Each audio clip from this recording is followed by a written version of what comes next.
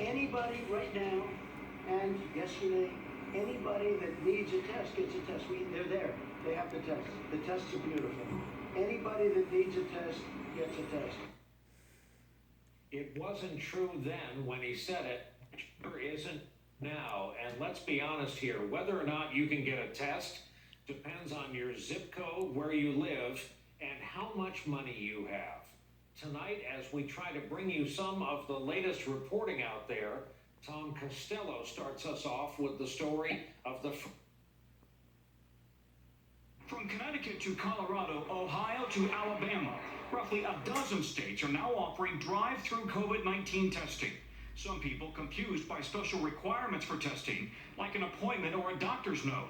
At Christiana Care Hospital in Delaware, they tested 536 people in just 4 hours. One in one side of the nose and one in the other side, and then we put it inside the tube and we close it off and we send it with their individual information. The White House says 2,000 labs will have the ability to conduct tests by sometime today, processing nearly 2 million tests by the end of the week.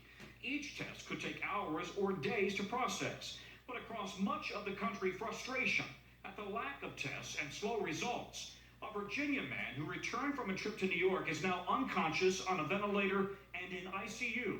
It took 3 days to get a positive test result. Like he's sleeping, but, he's got all these tubes and he's on his stomach and they're just doing everything they can to keep him alive, but it's heartbreaking.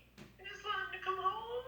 Mass General Emergency Physician Clayton Dalton says the delays will almost certainly have dire consequences. I do think that these early failures will result in more people getting sick and more people dying than might otherwise have happened. Hospitals across the country are now setting up triage tests to screen patients outside of the ER. New York Governor Cuomo calling for the Army Corps of Engineers to set up medical tents.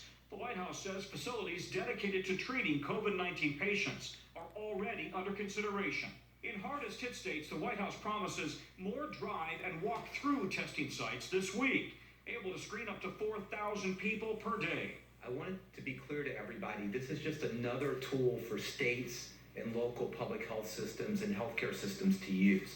It's not replacing testing that it goes on in a doctor's office or in a hospital. In the San Francisco area, Google has set up a pilot program to help identify people at highest risk and direct them to a local testing site. Many of us can get this virus and it could be mild or even no symptoms at all, but they can actually still give it to a friend or a loved one, and for them, their lungs. Meanwhile, a vaccine clinical trial with 40 people began today in Seattle, though researchers caution it could take up to 18 months before a vaccine is approved and widely available. Now, a partial shutdown of the Las Vegas Strip. MGM Resorts International's 13 properties, including MGM Grand, Aria, Mandalay Bay, the Mirage, and the Bellagio, will close tomorrow until further notice. Wynn Resorts, the Wynn and Encore, will close tomorrow for 2 weeks. The NFL Draft is also about a month away. Today, the NFL canceled all public events surrounding the draft. Gaming and tourism fuel the economy here. We've already started to see layoffs and more will come. One of the state's top fiscal analysts says there are still so many unknowns as this is uncharted territory. Right now, I don't think that we know, but what we do know is that our tourism industry is being directly affected. We don't know how many people will ultimately be laid off. We don't know how much is going to be lost in wages and salaries, but we do know it's going to be significant and probably more than we've seen at any time in most of our history. There are other resort and casino properties that are still open. However, per Governor Steve Sisolak's mandate, there are new rules in place, such as no more than 3 chairs will be allowed for table games